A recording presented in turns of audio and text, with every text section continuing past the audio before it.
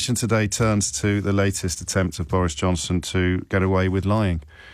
For whatever reason, I didn't realise I was lying, I think, is going to be today's defence. Adam Bienkov is the political editor of Byline Times. You've been looking through the dossier of evidence to which the inquiry will refer, to which the Privileges Committee will refer, and it's a little bit different in constitution to the one that Boris Johnson released yesterday.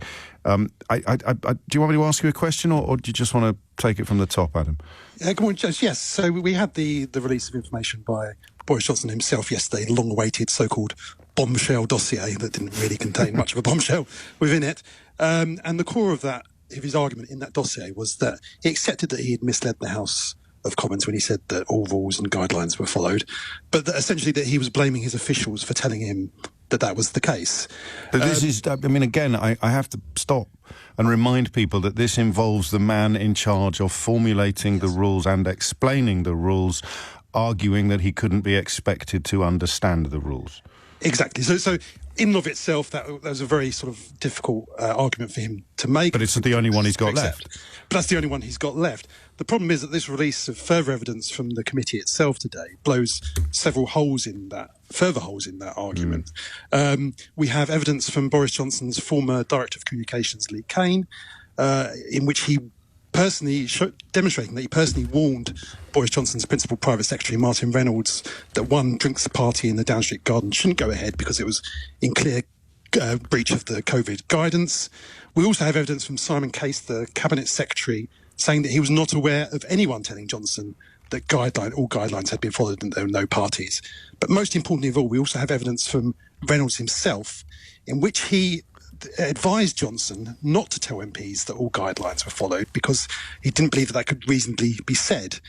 Unfortunately, we know that Johnson then went on later that day to actually tell the House of Commons that all guidelines were followed. So that seems to be a pretty clear smoking gun. And that would be sort of rush of blood to the head territory. He took the phrase out of the document on the advice of his civil servants and then put it back in on the hoof in the House of Commons when things weren't going well for him. So he did take it out of his statement, but in response to a question from an MP, I believe at PMQs, he reinserted it. Yeah. I mean, he could say he misspoke, but it does seem that there is very little evidence of him being told that all guidelines were followed. Indeed, we have evidence from Simon Case and from Jack Doyle suggesting that wasn't his explicitly saying no. I definitely did not give him that advice. Yes. And we have evidence that he, of course, was told that the guidelines, it wasn't reasonable to say that they were followed, and then him going on to say that in the House of Commons. So that seems a pretty clear attempt to deliberately mislead the House of Commons.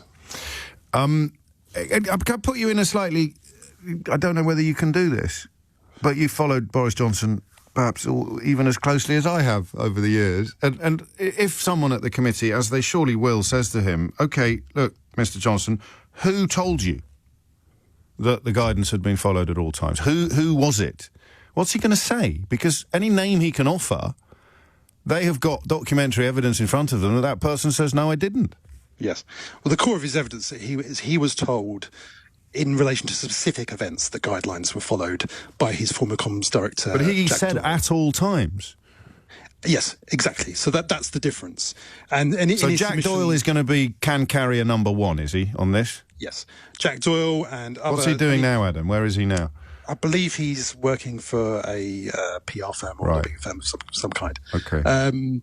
So we already know lots of junior officials have been thrown under the bus in this process for some events that took place in Downing Street, who got fined when more senior figures, including Boris Johnson, didn't get fined for certain events. Yeah. So yes, there is a sense that sort of the people lower down the chain within Downing Street have very much carried the can. And it is quite unedifying for somebody who is the most powerful politician in the country, as Johnson then was, who has said in the past that he carries full responsibility for what happened in Number 10, to be so publicly trying to shift all the blame onto his junior officials. Yeah, I mean, same old story, really, with Boris Johnson saying one thing and then doing the precise opposite. But anyone who expected loyalty or protection from him, frankly, needs their head examining. So I just want to get this Jack Doyle, Simon Case thing pinned down. I would have expected, before I saw some of the contents of this document, I would have expected Simon Case to be at the front of the queue of people Boris Johnson was claiming had reassured him. He can't be, because he said no, no, no, no, no. I mean, it sounds like that classic song from the 80s. So many no's on that list from him. So then Jack Doyle moves into the spotlight, who has said that some of the parties were okay, but certainly hasn't said that they all were. Yes, and we also have communications from Jack Doyle and other Downing Street officials. Interestingly, at the start of this scandal, so when Pippa Crerar, then at the Mirror, first contacted Downing Street about this story, and then you sort of see the inner workings of Downing Street about how they were going to respond to this. And at the time, them saying, we're really going to struggle to defend this and explain how this is within the rules. And essentially, the decision that they went with at that point was to just be robust, and the press will get bored. Well, of course, we know that wasn't the case. The press didn't get bored. Well, they kept telling us that the press was getting bored, and some elements of the press kept claiming they were bored, of course, while simultaneously dedicating 2 weeks of front pages to Keir Starmer's perfectly innocuous curry. So, I mean, it's impossible to remember everything that unfolded. Knowing what you know, seeing what you see, reading what you read, has he got a chance of coming out of this intact? I think it's highly unlikely, based on everything we've seen in this evidence and on what the committee has already released, that he is going to get off scot-free, that they're not going to find that he misled the House of Commons. Indeed, he's admitted that he did mislead the House of Commons. I think what is in question is what kind of sanction we're going to see at the end of this. There's some reporting, I believe, in the Financial Times this morning suggesting that they're not going to go for the nuclear option of more than 10-day suspension. Because if it goes beyond that, then we could have a petition, a recall for his seat, and a potential by-election. But it depends. I think a lot will depend on how he performs today. And at the core of the question that the committee are looking at is was he in contempt of Parliament? Yeah. And he has behaved quite contemptuously towards the committee itself over recent days in some of the briefings that he's put out about them and about the chair, Harriet Harman. If he carries on in that mode, I think there could be a sense among the committee that they need to take a stronger line, and perhaps he will get a full suspension and we could end up with a by-election. And then finally, Adam Bienkov, just to hop from one skip fire to another, 11 Tory MPs now lining up to vote against Rishi Sunak's Windsor framework. That was conduct which, under Boris Johnson's premiership, could have constituted the withdrawal of the actual Tory whip. Yeah, absolutely. There was no tolerance from Boris Johnson when he was Prime Minister for that kind of behaviour. Lots of MPs lost the whip when they voted against his plan. Now we're seeing Johnson himself voting against Sunak's plan. As he voted against May's. Indeed. And but I think it is interesting seeing the names of the people who are coming out against Sunak's plan. They are not sort of hardcore Eurosceptics. Indeed, Steve Baker today has accused Johnson. We always refer to him as Brexit hardman Steve Baker on this programme, Adam. Sorry. Brexit hardman Steve Baker has accused Johnson of being a pound shot Nigel Farage for voting against it.